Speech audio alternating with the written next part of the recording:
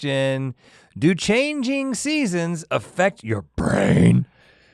Let's get into some season change. I mean, we're gonna filter this through, of course, so many years. I mean, we're so old. Some of us older than others. Ha. By the time you're listening to as this, of recently, I'm 41.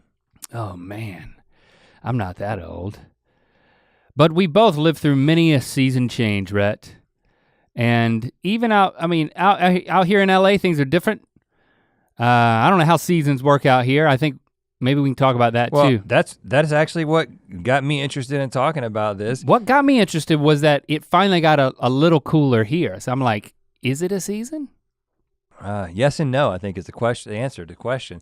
So yeah, we're gonna talk about that, about what it was like in North Carolina and what it's like here.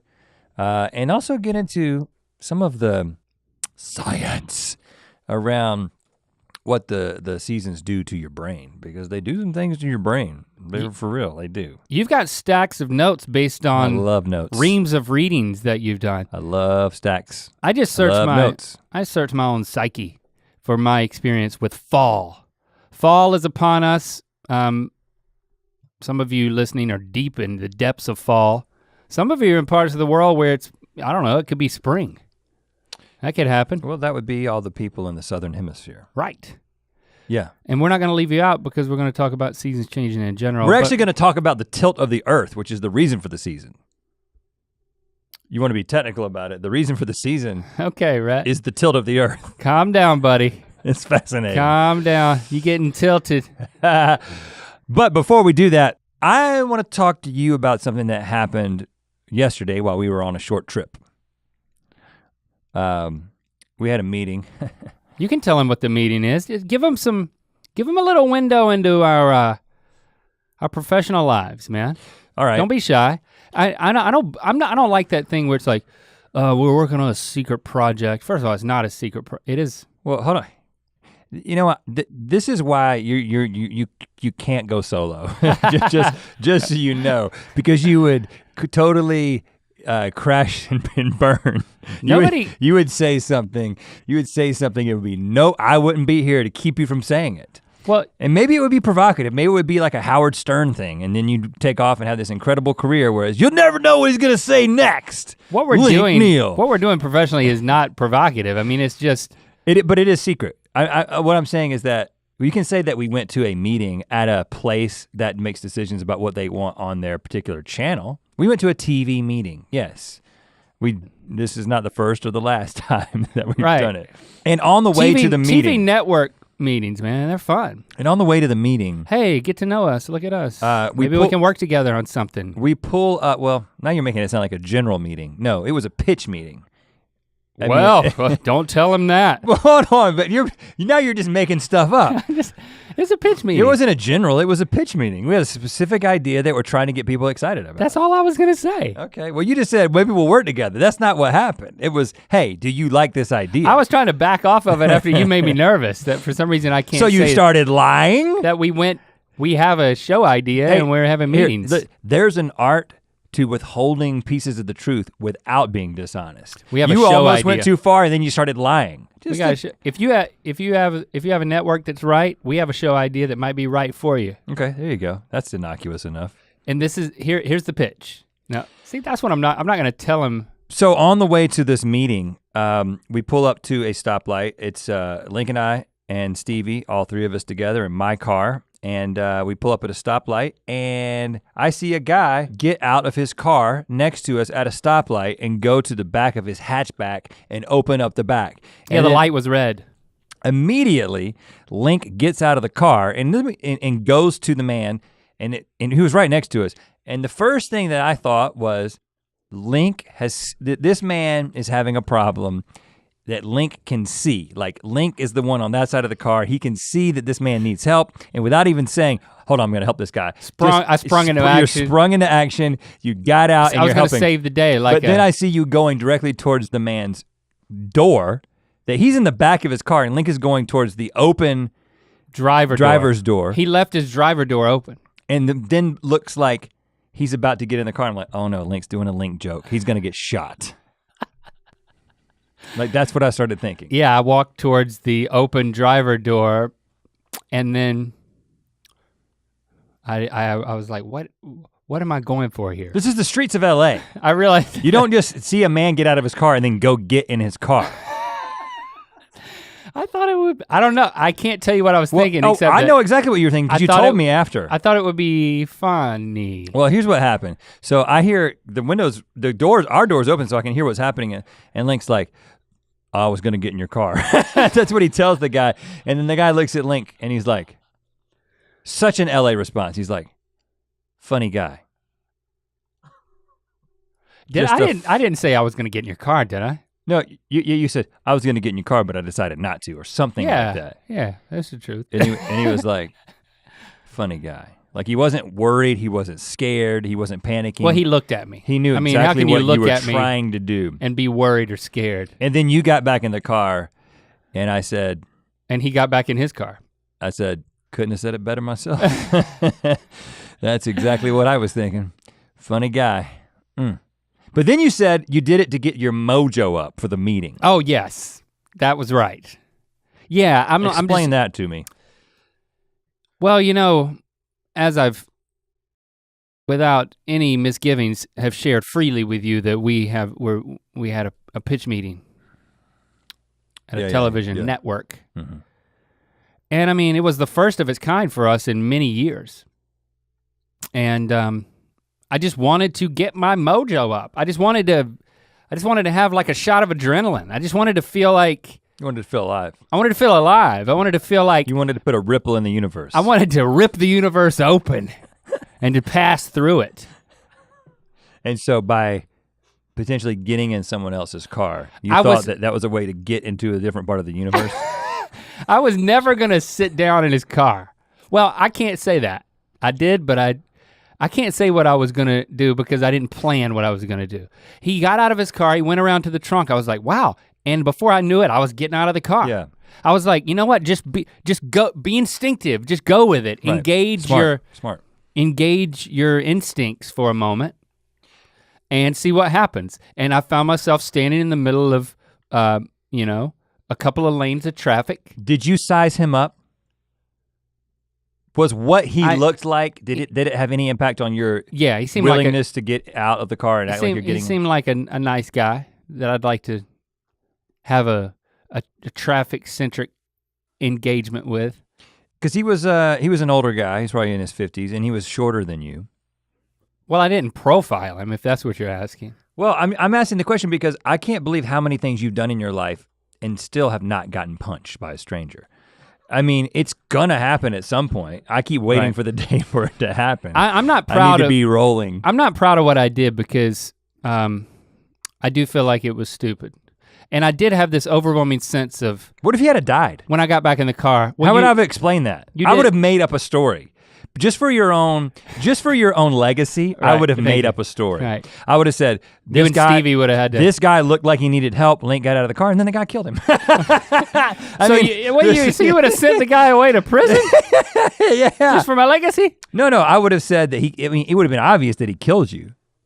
He would be guilty of killing you either way. True. That's true. And he may later confess in prison and be like, he just got out of the car. I think he was trying to be funny. He's a funny guy. And no one would be like, no, he was trying to help you. And I had to get Stevie to go in on it with me. Man, and that's why I'm sorry that I would have put you in that position. Because think about the alternative. I'm at your funeral and I'm like, well, I know a lot of you have questions about what happened to Link and I'm just gonna tell you the story. We were at a stoplight, a guy got out of his car and then Link tried to get into his front seat. I think he thought it would be funny.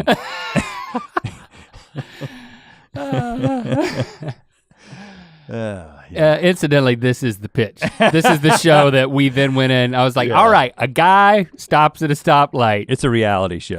It's a prank show where you wait for people to get out of their cars and then you get into their cars. I want to grab life by the ball sack, man. And I just want to see where it swings. Yeah, but he didn't have one of those hanging from the back of his truck.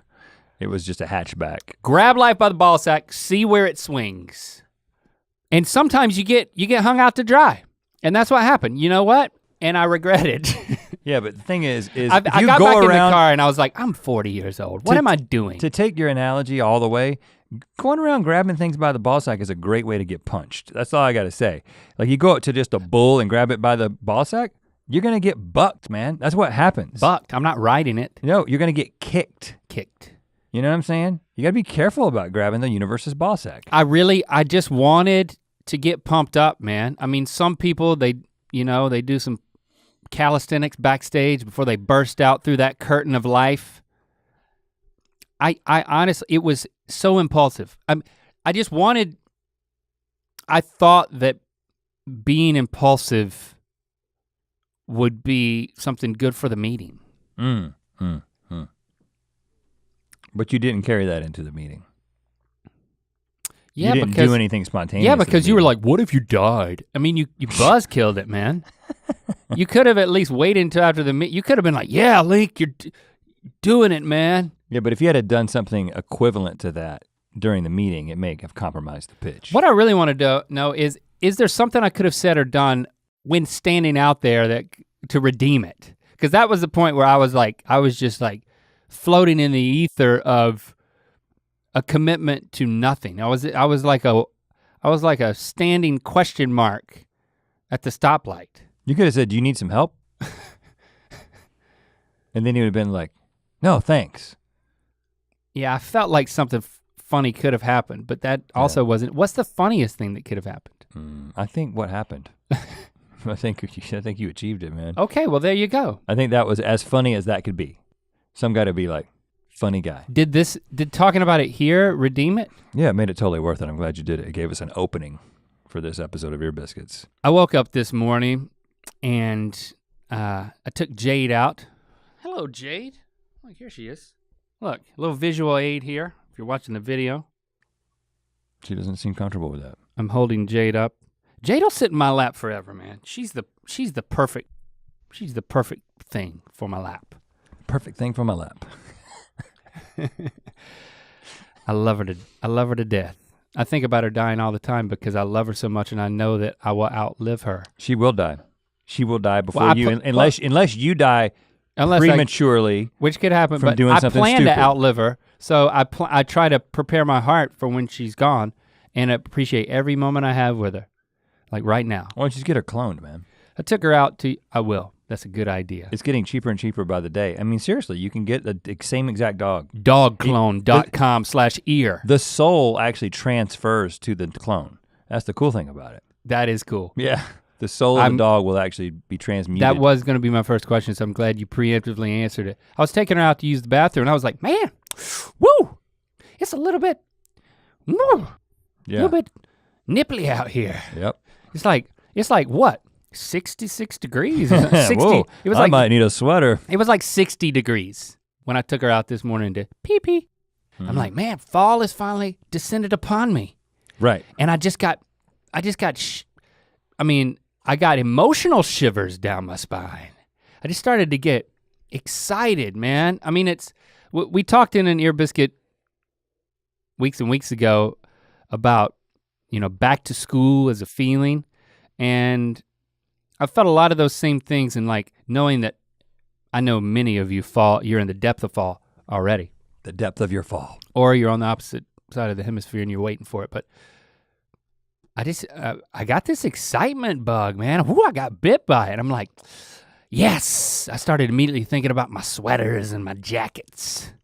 I love a good jacket. Yeah, you also wear sweaters and jackets like the entire summer though. But now I don't look crazy. Yeah, right.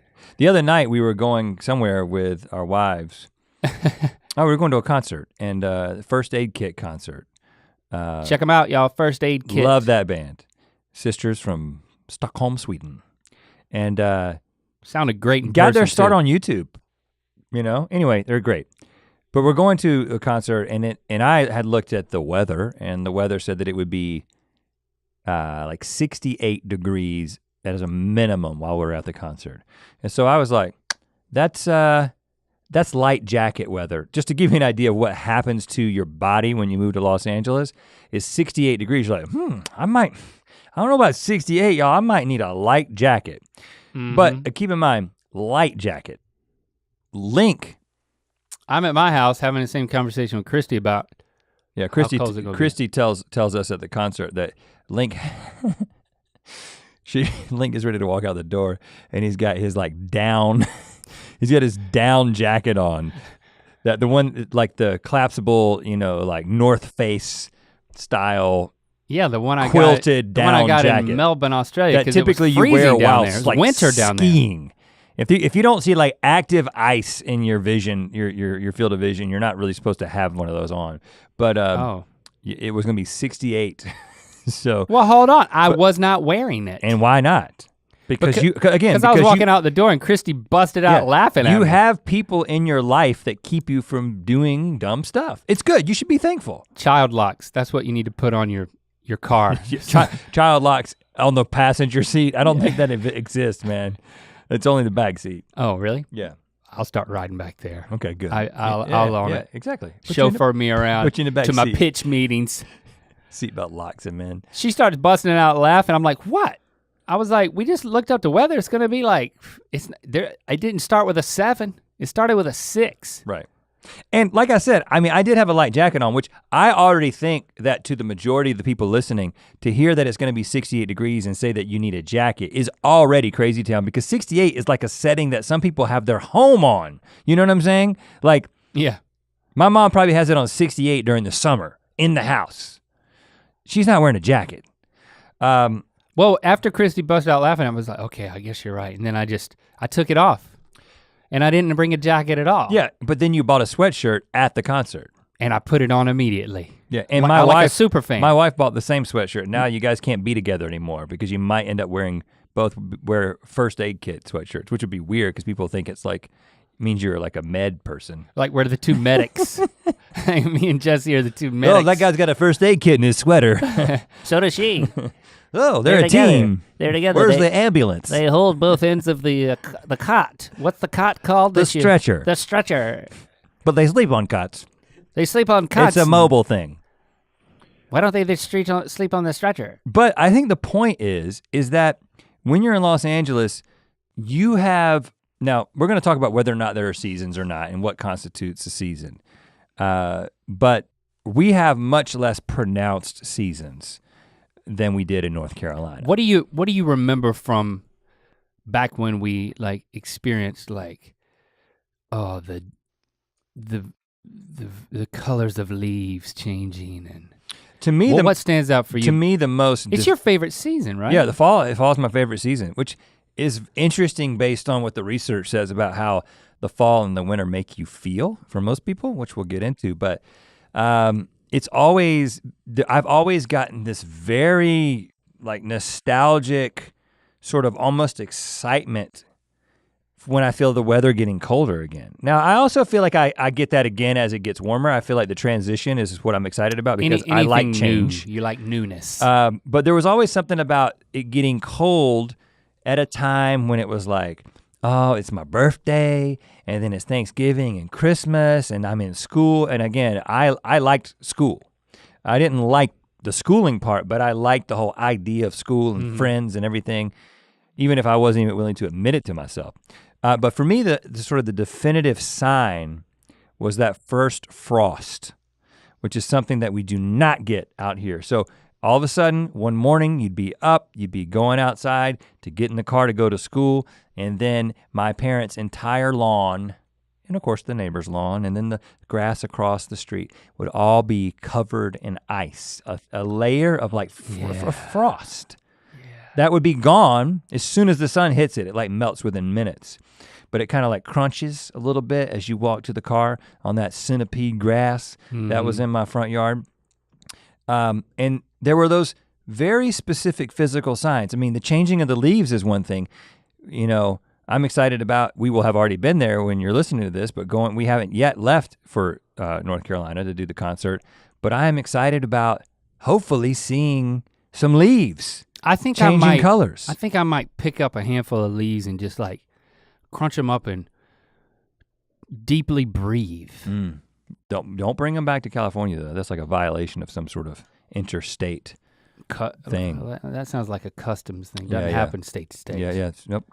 California customs, man. They don't like you to bring in vegetation. I might eat. They'll stop you at the border if you have a cactus. I might eat a leaf just to feel the crunch in my mouth. Better be careful. Some are poisonous. I'll spit it out. You'll just chew it like tobacco. I mean leaf piles, man. Of course, you know I was avid in the lawn care in my high school days. Yeah. And man, when those there would be the 3-week period, I think, where the leaves would just dump. And my papa got this thing behind his lawnmower, which is the lawnmower I used, and it was a trailer with a big leaf catcher on it, and it had a big rotating thing that like brushed all the leaves up inside of it. And I could make huge piles of leaves on the side of the road for like the town to come pick up. And you just run, I mean, as a youngster, I'd run and jump in those things, man. There'd always be dog sitting there. I distinctly remember that. I would jump in a leaf pile. But when did it get in there? Before or after the pile was formed? I don't know. A little bit of both, I think. I've been in a lot of leaf piles. I've never seen any. Really?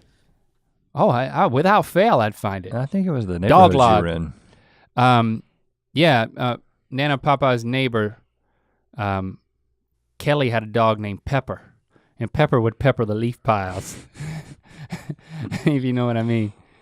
So he would go into the leaf pile after. I actually had a fear of jumping into leaf piles after a lot of that, and I'm just realizing that now. That's interesting, man. I've never heard anybody talk about that specific concern. It might have been one of those things that probably just happened one once, time, now I can't jump in a leaf pile without thinking about sinking into some steamy hot pepper log. Yeah, it's like it's permeated all of your leaf memories. But I still love it. Yeah, we don't get a lot of that. I'll tell you something else. Remember the exhilaration of going to the high school football games? Oh yeah. And it was getting cold, and you'd sit on those bleachers, and it was like, okay, you know, that was the moment, man. You're like, you're walking through, and you see, you know, who everybody's there, and like, you like this girl, but you don't want to talk to her, so you're talking to your friends about her, and it's all the drama. And no one watches a football game because our football team was absolutely horrible. I mean, I never once made sense of anything that was happening on the football field. We actually got a little bit better while we were there, and then they got good after we left. That's right. But they got really good after we our left. high school football team was in Sports Illustrated for the longest losing streak of any high school team in like the I think the 80s, the 80s and maybe the early 90s. I mean, we were absolutely awful. But yeah, and again, I think for me, it has to do with my association with school and sort of like the social. I was really into just, what is it gonna be this year? Like, right. What are me and my friends gonna do? But it's different than the back to school hope, because by that point you were already in it. You were in it, and it was you were in drama mode. It was like, oh, what's going on? Like who's mad at who, and this, that, and the other. So I've been talking with Locke about, you know, him being back in school and being in high school, and we were talking about it last night, and I was like, just asking him about different aspects of the day. And I remember asking him about 8th grade and like the way that the kids ate lunch. He would talk to me about, well, at lunch the day I did this, and then we played a little basketball, and I was like, none of this is really computing with, based on the understanding that I have of how lunch went. Mm-hmm. And all of the lunch eating in California schools, or at least in Southern California schools, is done outside, okay? So like the food is served out of windows that are outside. They're up under like some awnings, so there's some shelter just in case there's like the 1 in 100 chance it might be raining. Mm-hmm. But then the seats are outside. Yeah. And a lot of lockers are outside. And then the classrooms you enter in from the outside in a lot of classrooms. And then even if you don't, the buildings are separate. And so you have to go outside. And I was telling Locke, I was like, you know, the funny thing is like, he's like, you guys ate inside? I was like, of course. In fact, in North Carolina at Harnett Central High School, we would go into school at 8 o'clock and I would not go outside again until 3 o'clock. Why did I need to go outside? There was no reason to go outside. No. And it blew his mind that I was inside all day. And I was like, well, the reason we were inside all the day is because it's either really, really hot, it's either really cold, there's bugs. All these things don't really happen here. It does get really, really hot here. But that's why fall was such a special time. Yeah, and that's what got me thinking about it. It was that transition period where it's like, oh, the mosquitoes are gone. You might want to do a little camping. Right. You know, go out to Jordan Lake, do a little camping. And it just made me think, what has it done to us? We've been out here 8 years now. What has it done to us psychologically being in a place that doesn't really have seasons? Because we certainly pine for it. Yeah. And are we being damaged by it? Okay, well, what I found is pretty interesting. Hit me with it. This is what typically happens in the fall-winter shift. The change of the seasons into fall and into winter. Most people experience, or there's a mood shift that takes place. Mood shift, we're talking emotions here? Yeah, and so HuffPo interviewed Catherine Rocklin, I may not be saying her last name right, from the University of Pittsburgh. Who cares? You did your best. That's right, and mood shift well, she might care. during the fall and winter often includes less energy, feeling less social, losing interest in favorite activities, craving carbs, and changes in sleep. Mm-hmm. And there's, I know that they probably have done more thorough research on this, but I don't know necessarily the adaptive reasons for why these things happen. But the reason that it happens is the changes in the amount of light, the amount of sunlight that you are experiencing, the length of the day. Your body is responding to the length of the day. So that got me thinking, so it's not just the temperature change, it's about the length of the day.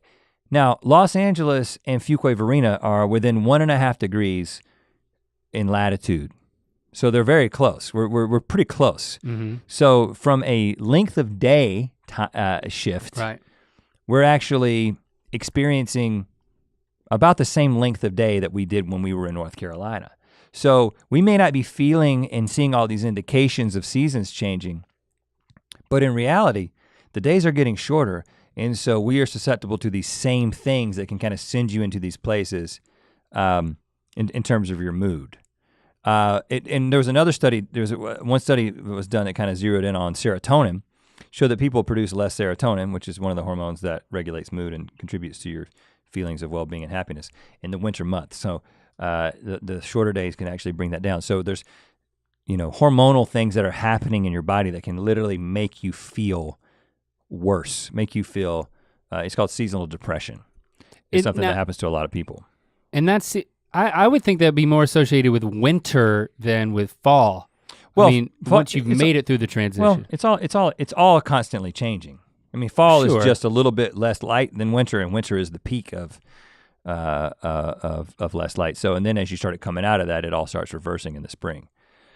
Can't trick or treat until it gets dark, though. So, count your blessings. It's all for that.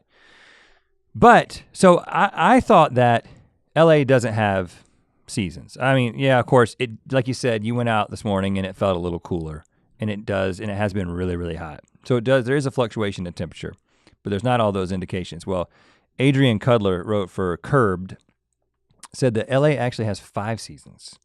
What? LA has an extra season? Yeah, and they are the winter rainy season. Okay. So pretty much the only time that it rains in Los Angeles is during the winter. Like, I honestly cannot remember the last time it rained. It sprinkled this morning for a second. Okay. I saw it happen. But up until but then. It did not, but I wouldn't even call that rain. But up until then, it's been since before summer started that I have seen I don't remember drop of rain in actual Los rain. Angeles. Yeah. So there's the winter rainy season. Specifically. There's the spring. There is a spring, and that's sort of what people who aren't from Los Angeles think of when they think of Los Angeles, which is like 72 and sunny. That's spring. That's classic LA weather. But then there's that weird thing, the gloomy early summer, like the June gloom, Yeah. which we experienced. I remember the first year I experienced that, and I was like, it never rains, but it's always cloudy. Is that smog?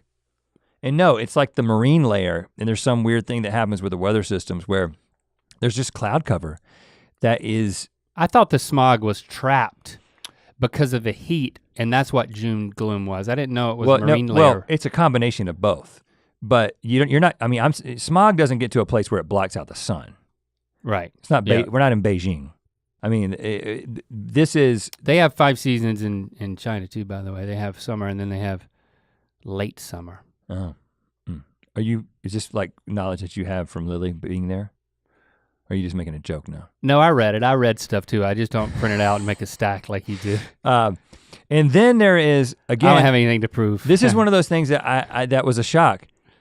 The miserably hot late summer.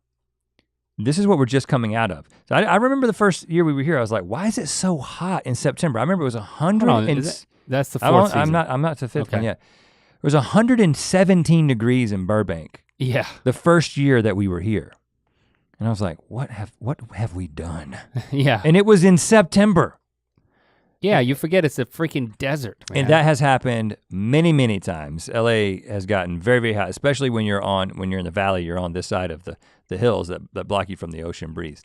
But then the 5th season, which is actually the longest, technically from October to April. Let me guess what it's called. You've already looked at my notes. No, I haven't. Fall. No. You haven't said fall. It's the Santa Ana season. And so there is no fall? There is no fall, that makes sense. Yeah. I mean, it's basically the Santa Ana season. So we have 5 seasons and fall isn't even one of them. Right. We could have 6 seasons now, if we just wedge fall in there. Santa Ana. Yeah, so Santa Ana, this is something so I lived in California when I was 4, 5, and 6 over in Thousand Oaks, which is west of LA. And I remember my mom talking about the Santa Ana winds. Oh, the Santa Ana winds are coming again. And it was like this iconic thing. And it actually is this, if you just do a little Googling around Santa Ana winds, there are all these pop culture references to it. It's been in songs, it's been in movies. There's a lot of folklore kind of around it. It's, over 100 years, people have been sort of observing these things, calling it that. Leprechauns? There's no leprechauns. There's all this, people believe things about the Santa Ana winds and what they bring. But let's say what they are before we say what. Okay. So I'm gonna give you again, this is, Adrian wrote this in this Curbed article, and this is exactly how he described it. And this is technically what is happening. Okay. And from a practical standpoint, in the next couple of weeks, we will be at home in the middle of the night, and there will be a howling wind that makes you think that your roof is going to come off in the middle of the night, and crap gets blown all over the place. Things get ruined. Well, if I've got an umbrella, like a patio umbrella that I've lost 2 of those. And you put it down in one of those square weighted things that's really heavy, and then you screw it in at the base. And I remember this, it's like the winds are picking up, the weather, the only reason you start to watch the weather is when they say it's really gonna kick in. Right. And then I'll go outside and I'll secure like patio furniture pillows, and I put the umbrella down.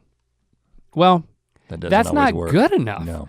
The winds are so strong that the umbrella that was down was still blown over and kind of picked up. The wind didn't go underneath it and like Mary Poppins it just pushed it over on the side, but still had so much force that it picked up the concrete base. The entire concrete base. It's dangerous. Took it over top of a chair and the outdoor coffee table we have, and then burst a palm tree in a huge ceramic thing that we have, and just obliterated it. I've lost 2 of those. I have a hard time picking this thing up. And look at these guns. Yeah, it's incredible. So this is the technical description. Pleasant summer winds form over the Pacific Ocean. Okay. But Santa Ana start in the Great Basin beyond the Sierra Nevadas in the winter. So this is northeast of Los Angeles, a long ways away up in the Sierra Nevadas. They form up there in the winter when the air is cold and the jet stream leaves behind high pressure systems which spin clockwise, cold and dense, until the heavy air starts to slide down the mountains towards the coast. Lower pressure at the coast helps suck that cold air through the mountains towards Southern California. So you got this dual action thing happen with high pressure and low pressure. And as it cascades down towards the Los Angeles basin, the air heats up, dries out, and it speeds up as it snakes its way through narrow passes and canyons, barreling out finally in the flats, blowing 110 miles per hour, and sometimes on 110 degrees.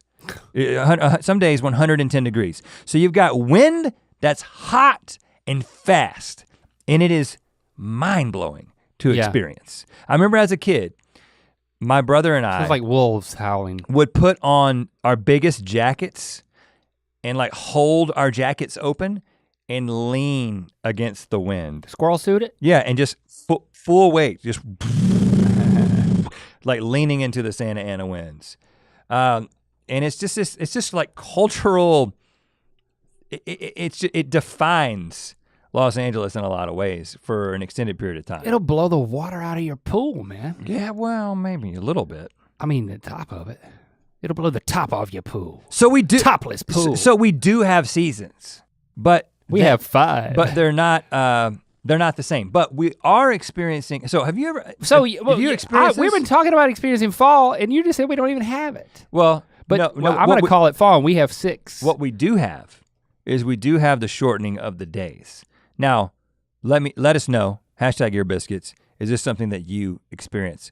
Do you tell us about your experience of like? Do you feel a mood shift when the days get shorter? Is this something that you have experienced?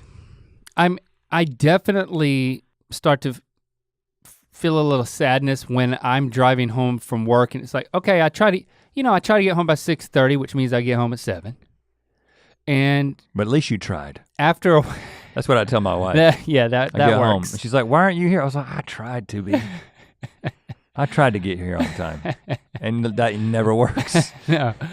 But my intentions were pure. and when it's dark, it makes me more disappointed. It's like I get home at the same time I would get home in the summer, but it would be light then, and I would just feel like, well, I could take Jade for a walk, or but you don't, but you could. I won't, I mean, but you could. Not. There's all kinds of things you could do. Right. You don't do anything different. Right. I don't. But there's an idea. There's a feeling that you could do things that were different. There's a visibility. Yeah. It's watching the sunset. I love watching the sunset from my house. Yeah.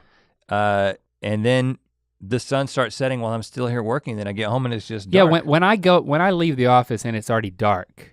It is a little depressing. There's a sinking feeling, yeah. and especially after Halloween, because I can't rationalize the trick-or-treating thing anymore. It's like until then I'm like, yeah, well, you can't trick-or-treat till it gets dark. How do you think you would respond if you lived up in the Arctic Circle and once winter came, the sun was bye-bye for months? How do you think you would do in that situation? Total darkness. That totality of the times. There's no sun. That's horrible. I could definitely see that would be depressing. Okay, so interestingly. And by the way, they also have the opposite where they'll have like full 24-hour light. Yeah. And that can also that could drive you a little up. nuts. I think that drives you, like, makes you feel nutty, and then when it's dark, it just makes you feel sad. Well, that's my theory. Okay, so yes, typically there are incredible, there are high concentrations of depression in places that experience these very, very long winters with no sun.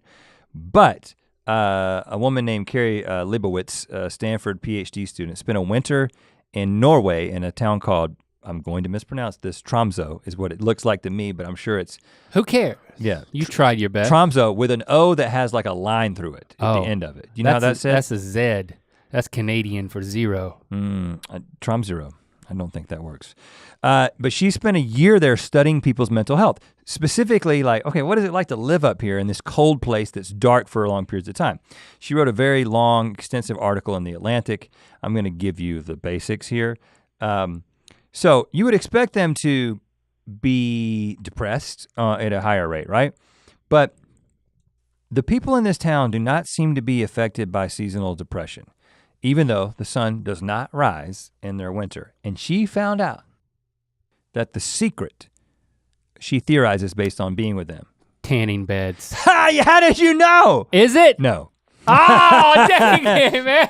No. It's, Seriously? You thought it was gonna be tanning I beds? thought it was gonna be some sort of like a light bulb simulated sun situation. No. Like everyone's got a tanning bed closet. No, the secret is their mindset. I'm sorry that it's not tanning beds. So anyway, they have a word, kasalig, which means cozy. And they think about I've heard of this. winter in terms of kasalig, and I'm probably saying it wrong. The coziness that you can experience when it gets cold, when you need to be inside, when you need to be with other people, when you need to be next to a fire, when you need to put on these winter clothes, when you can ski and it's dark, but they're doing all these things. And so she observed that they looked forward to winter with a sense of anticipation to experience this coziness in relationship with their community and other people, and they actually had mood enhancement and didn't suffer. On the other hand, Americans tend to isolate.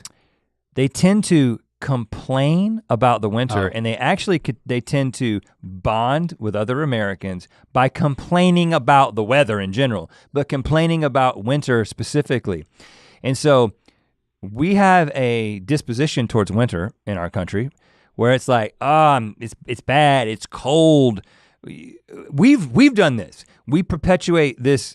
I don't want to say it's a myth because I have believed it, that like we go to these cold places, and we went to Minneapolis for our show. Right. And we went in November. It was late October or November, and we were in Minneapolis, and we had to go through, and they have the tunnels that connect the buildings. So you don't ever have to go outside. And the sealed bridges. But I can't remember what they're called. But the way we talked about it was like, we had to go into hell for a limited period of time until we get back to the wonderful, perfectly warm Los Angeles. But it's all about mindset. If you can go through something that is very, this applies with anything, but super extreme experience if you take this mindset, and they take this anticipation of kasalig into the winter, and it has this effect where they're happy. They've created an experience of coziness that then, as a community, they look forward to it. Because I mean, again, even the translation of the word cozy is something. Oh, that's so inviting. Oh, cozy. You know, I want to wrap up with that. It's marketing. I mean, it's like, it's social marketing, right? To say, hey, it's getting to be cozy time. These are the activities and the mindsets that we have at this time. And it seems to me you're describing an elongated holiday. I mean, you may be still working, I'm sure, but I mean, I'm picturing blankets and like special hats. Special hats. Special hats. I mean, it's, I get so excited if I could put a scarf with my jacket, or like when we would go to Sundance Film Festival every couple of years, we'll head up there. And I bought those huge freaking boots. Yeah. And I want to go back just to wear the boots. Because you don't have an opportunity to wear the boots. Because it's so cozy. And it's like, I can't do it here. Like, and I mean, honestly, I might try to wear them to a concert in a couple of weeks, but that'd be a bit ridiculous. And skiing, I mean, I absolutely love skiing. Yeah, but they can ski at any time. It's not, they don't. I don't think so. They don't have like snow during the middle of the summer. On their big old mountains? I don't know. I don't know. Maybe way up there. I picture them like there's. But I'm talking about for you. Oh, for me. I mean, like that. I actually have found myself really looking forward to being able to ski. Now it's gonna be a little bit complicated. Oh, I agree with that. Schedules and stuff like that. But like, creating things that are, you're saying skiing, but creating special things that only happen are enabled by this horrible weather. Enabled by it, yeah. And that may just mean sitting outside with Fires. some coffee by a fire with a big old blanket around you. Well, that's another thing. Invest in a really cozy blanket. Well, having a fire in the house is something that it really, there's maybe a day or two that it's actually justified in Los Angeles. Oh yeah. But it's a magical thing. But you'll be going home when it's like, oh, it was 62 today.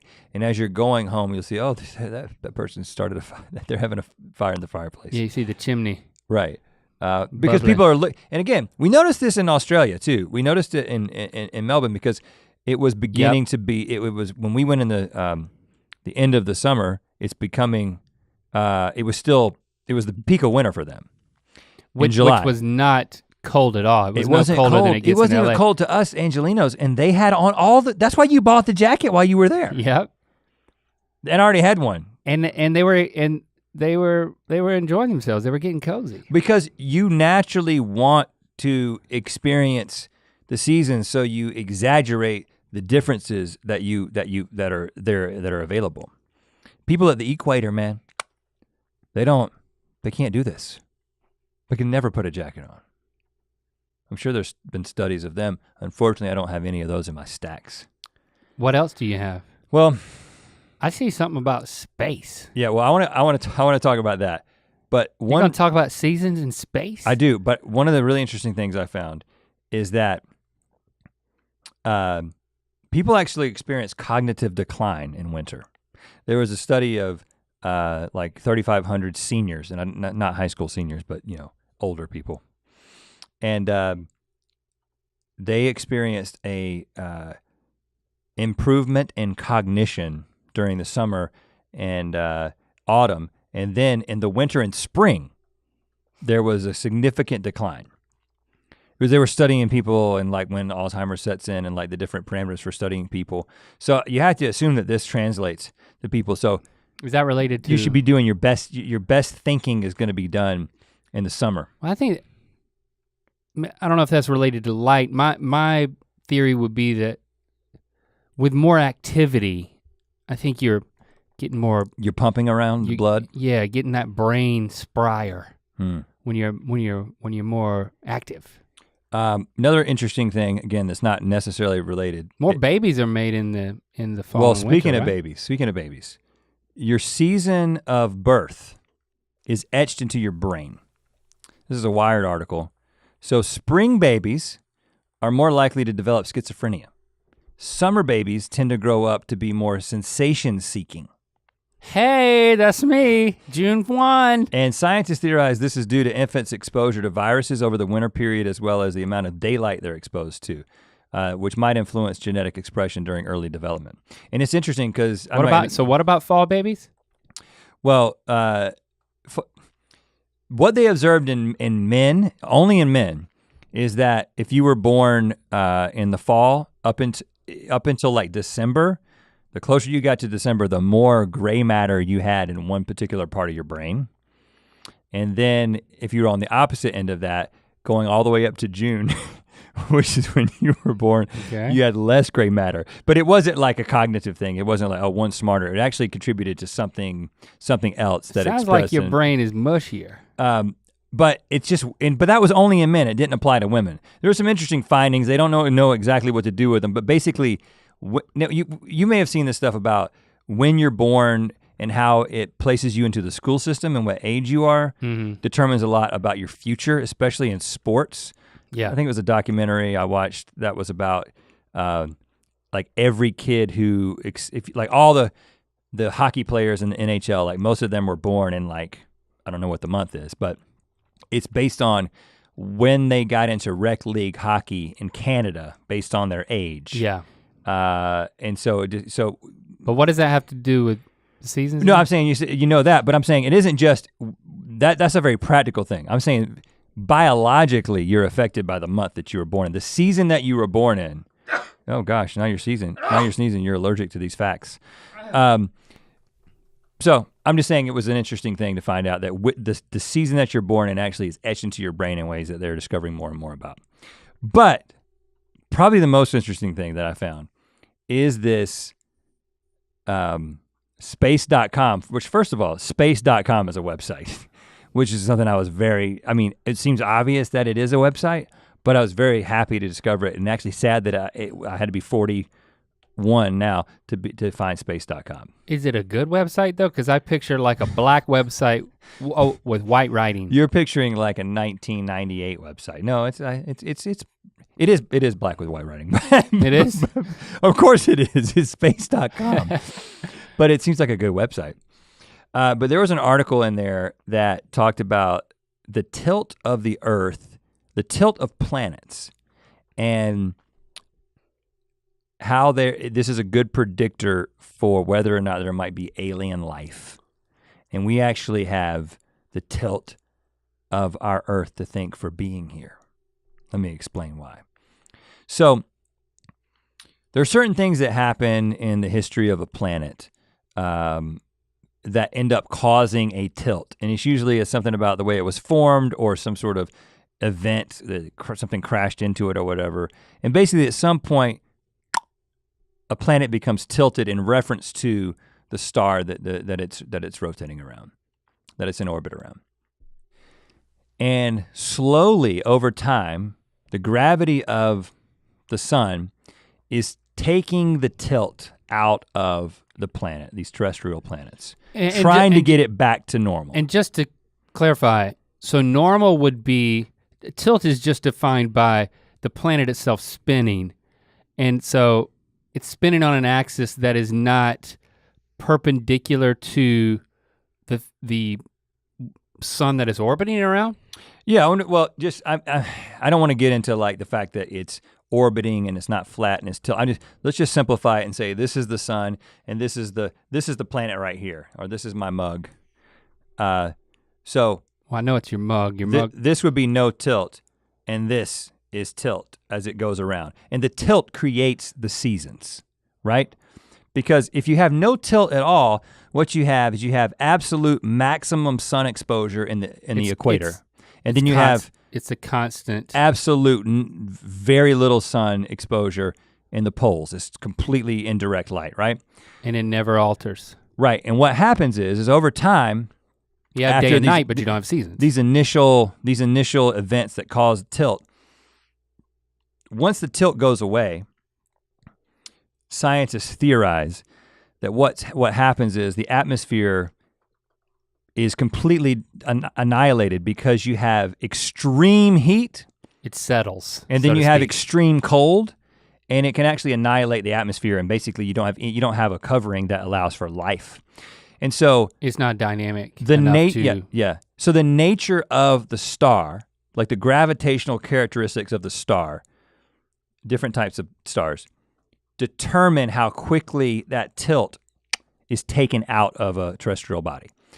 And so our sun is the kind of star that has allowed for an extremely long period of tilt to exist, which the seasons in the atmosphere have what create the conditions for life to develop. And then but a red dwarf star. So basically what they're doing is they're looking out there and they make these observations about planets that are in the Goldilocks zone, the habitable zone. And they're like, oh, this is a rocky planet that is about this distance from this star. We can surmise that there's the possibility that there's life there. But what they're finding now is that if that planet isn't tilted in a certain way, even if the other conditions seem right, there probably isn't life there. And it's related to how long it's been in the system, but also the nature of the star. That was just fascinating to me. That I was like, this tilt, this whole reason that we have these seasons and we feel things and we've adapted and we basically adapted in the context of experiencing these seasons. It might even be the reason that we're here to begin with. And Space.com. Dang, that was loud. Kiko, you're gonna have to regulate that moment. Scare the crap out of me. I hate to do that to listeners. Yeah, but you know what? They'll go to space.com now. I was until you shocked me out of it, I was on the board of being inspired by the tilt of the earth to embrace the seasons as a form of change, a push and a pull, a pendulum swing that makes life viable and allows me to embrace change, not just because it's different and I got tired of what I was experiencing. Oh, it's cooler. I can wear my jacket unapologetically with a scarf. But I was toying with this is an opportunity to go even deeper and say, I'm being serious here. No, I see where you're going. As the seasons change, that it's a moment to pause and, I don't know, in a hokey way, maybe just to be grateful for something on a planetary level, what you just shared. It's like, thank you for making that connection. To me, it's like, oh yeah, it's not just my own experience, but our entire planet is viable because of these changes. And I can apply that analogy to any change in my life, perhaps. That would be a stretch, but I'll try. Well, I mean, another way to say it is that what do you hear me saying? This tilt that creates the change and makes change a fundamental part of life is what creates life. So life is change, right? And getting, even if you're on the equator, I mean, obviously it's very static down there, but because of the tilt, even though it may be a static situation, but it's not in you can live there. It's not burning up. But I think it's just change is something that is it is a part of life that you can't avoid, but it's also the thing that drives and kind of creates the energy of life. So, but it comes in ways that this change happens. It never happens on your terms. It never happens in the way that you want it to happen. But how you interpret it, to go back to the cozy, I think is a great point of inspiration for me to say, okay, if I find I'm experiencing change, and maybe this is an opportunity for me to find my cozy. Like where is the cozy in the change? Because I can't fight it. And to welcome it. To wrap yourself up in it. To anticipate it and to welcome it. The reason I talk about this, I've talked about it a few times, is because I read this book a couple years ago called The Guide to the Good Life, which was a professor who basically took Stoic philosophy and applied it to his life, like practically. He was teaching it and he was like, I'm actually gonna try to do this. And it's an incredible book. And I think there's a lot that we can learn from the Stoics. But one of the key things that they embraced is when you experience a trial, you see it as a blessing. You see it as something you can be grateful for, because you're like, oh, this is a part of the process that is going to continue to refine me and to make me into who I'm supposed to be. And I can just get completely overwhelmed with the fact that this change that I did not anticipate, that I didn't want, that's a complete inconvenience, maybe even a tragedy, is horrible. And everything's horrible. That's one approach. And the other approach is to say, in fact, there's a book called The Obstacle is the Way that was sent to us. Is that Ryan Holiday? Ryan Holiday, who sent us a bunch of his books. I haven't gotten to that one yet. My wife has read it. But basically it just says that trial, that's actually, you should be anticipating those things and welcoming those things as they happen.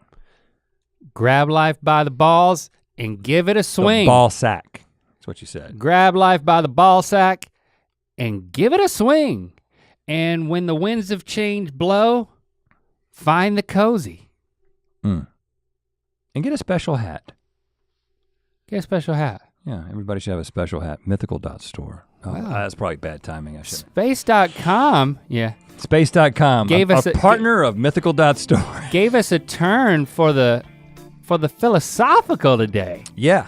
And I'd like to thank the season of fall, which apparently doesn't exist in this this Southern California area. I would like to think the Santa Ana winds that are gonna blow in at extremely high temperatures, extremely high velocity. Blow my ball sack off. Don't go outside nude, man. I'm gonna have my jock strap on. You'll lose that thing. I'm gonna be out there in the front yard, It's just like a sail. leaning into the wind with a jock strap on. And you know what? That's me just embracing the obstacles. Hashtag Ear Biscuits. I'm sorry. I apologize for so much scrotal humor. Yeah, they're still going, huh? But let us know what you think. Continue the conversation, not only with us, but with other listeners. All you gotta do is search hashtag Ear Biscuits. That's simple. And then start communicating with each other and with us. And of course, we'll speak at you again next week. Yes, we will. You know what? We didn't even mention corn mazes. Next episode's We didn't all even about talk corn about corn mazes. mazes. We talk about. Have you ever been in a corn maze? I'm still in one. To hear this Ear Biscuit in its entirety and make sure you don't miss an episode, follow the links in the description to subscribe on Apple Podcasts or anywhere else podcasts are available. To watch more Ear Biscuits, click